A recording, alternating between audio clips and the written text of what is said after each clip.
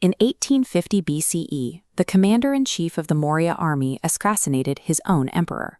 Within decades, the immense empire that had unified the Indian subcontinent collapsed, fracturing into dozens of smaller territories. Standard historical models treat the collapse of a monopoly empire as a disaster. The assumption is that when central authority vanishes, borders become insecure, trade routes dry up, and society regresses into a dark age. Yet the 500 years following the fall of the Mauryas contradict that model. The archaeological record from this era displays a massive surge in luxury goods, architectural marvels, and monumental infrastructure. Historians call this the Age of Reorganisation. It was a period defined by newly formed regional kingdoms locked in a hyper-competitive race for dominance. The shift from a single imperial center to dozens of independent kingdoms created a new, competitive landscape. To survive without the backing of a massive empire, these regional leaders were forced to innovate at a pace the old central command never required.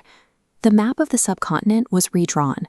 Power shifted to distinct regional dynasties: the Shungas in the north, the Chedis and Kalinga, the Satavahanas across the Deccan, and the Cheras, Cholas, and Pandyas in the deep south. None of these new kingdoms possessed a massive unified army to guarantee their security. To build power, they had to secure and dominate trade routes. The Satavahana dynasty leveraged their position on the Deccan Plateau to aggressively expand maritime trade. They minted coins featuring ocean-going two-masted ships, turning the sea into a highway for economic expansion across both coasts.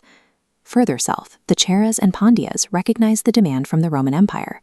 They cornered international trade networks by exporting highly coveted regional resources, including spices, timber, ivory, and pearls. Wealth was also engineered domestically. The Chola king Kharavela constructed the Grand Aniket, a massive water diversion system on the Kaveri River. By channeling water to arid lands, he transformed his territory into an agricultural powerhouse. Economic competition drove a self-sustaining cycle. Exporting goods and taxing trade routes funded better infrastructure and larger regional armies. Those armies secured borders, allowing trade to expand further, making these independent regions far wealthier than they had been under a single emperor. But wealth alone couldn't guarantee stability. To secure their rule, these new kings had to visually and culturally prove their legitimacy to their subjects. The Shunga dynasty invested heavily in public art to project their authority. They funded immense, intricately carved stone railings around the Barhut stupa, turning religious patronage into a visible display of power. This sparked an architectural arms race. The Satavahanas financed massive rock-cut cave complexes for Buddhist monks. Carving cavernous halls and towering stone pillars directly out of mountainsides served as a permanent, undeniable display of their engineering capabilities. In Kalinga, the Chedi ruler Kharavela took a similar approach. Known as a Jain monk king, he sponsored extensive cave networks cut straight into the hillsides of Udayagiri, projecting his philosophical alignment and political dominance across the landscape. This cultural competition reached into literature as well. In the south, the intense rivalry between kingdoms funded the Sangam age, producing vast anthologies of Tamil poetry that codified societal values and recorded the history of the era. The struggle for legitimacy created an environment of widespread religious patronage. Rulers supported Jain monks, Buddhist scholars, and Vedic priests simultaneously, driving a period of intense artistic output and philosophical exchange rather than ideological conflict.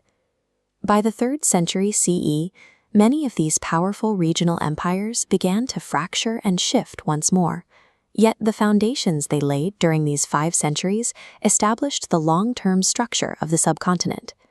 The fierce competition of this era forged distinct regional identities.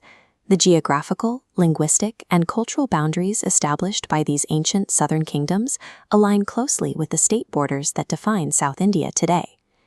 This period solidified a specific cultural framework, a living tradition where diverse languages, economic practices, and philosophical schools continuously interact, compete, and rejuvenate society.